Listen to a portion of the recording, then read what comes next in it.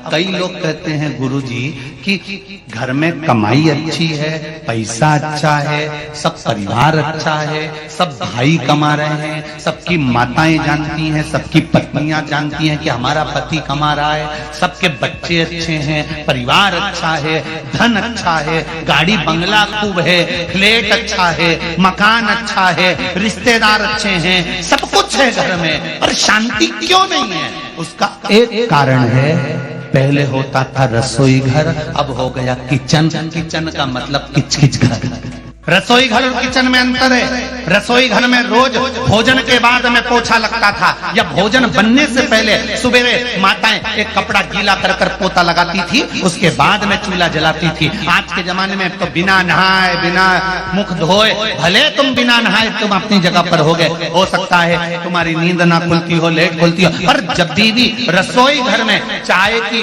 हंडी चढ़ाओ, चाहे तुम चाय बनाओ, सबसे पहले अगर गैस चालू कर रहे हो, अग्नि को प्रकट कर रहे हो, रसोई घर में भोजन बना रहे हो, तो पहले उस रसोई घर में भोजन से 3 दोष उत्पन्न होते हैं। उस 3 दोष को मिटाने के लिए पहले एक कपड़ा गीला कर कर, भले पत्थर क्यों ना है, उसको पोंछ देना चाहिए, तो 3 दोष समाप्त हो जाते हैं। घर में से क्लेश, अशांति समाप्त हो जाती है। भोजन में 3 दोष होते हैं। पहला जाति दोष, दूसरा निमित्त दोष, तीसरा आश्रय दोष। कौन कौन से 3 दोष हैं? पहला जाति दोष, दूसरा निमित्त दोष और तीसरा आश्रय।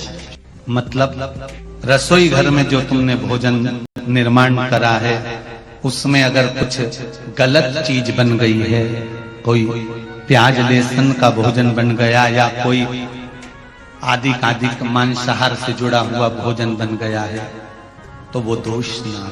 दूसरा, भोजन जो बनकर तैयार हुआ है, उस भोजन पर घर में 4-5 माताएं रहती है, तो कोई ना कोई रजस्वला होती ही रहती है। किसी ना किसी को रजो धर्म तो रहता है, कोई का कभी रजो धर्म आता है, कोई का कभी रजस्वला धर्म आता है, किसी का कभी रजस्वला धर्म आता है। तो भोजन जो बनकर रखा हुआ है या भोजन बन रहा होता है, उस भोजन पर रजो धर्म धारण करने वाली स्त्री की अगर दृष्टि पड़ रही है, या उसका कोई हाथ लग गया है उस भोजन बनते हुए वस्तु में, तो उसका दोष समाप्त हो जाए। तो दूसरे नंबर पर आता है निमित्त दोष, और तीसरा दोष आता है आश्रय दोष।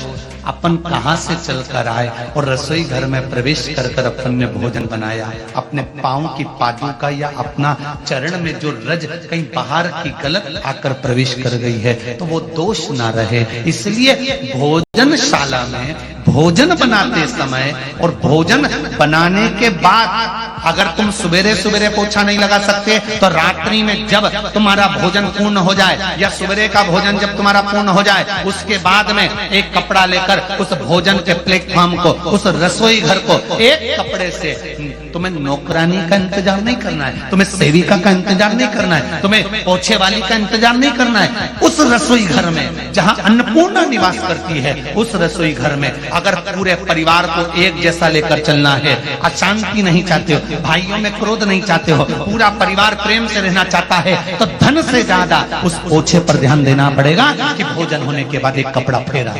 और यदि आपने रात को पोछा नहीं लगाया है, तो सुबह रसोई घर चालू करने से पहले पोछा फेरो। 3 दोष से निजात होना चाहिए।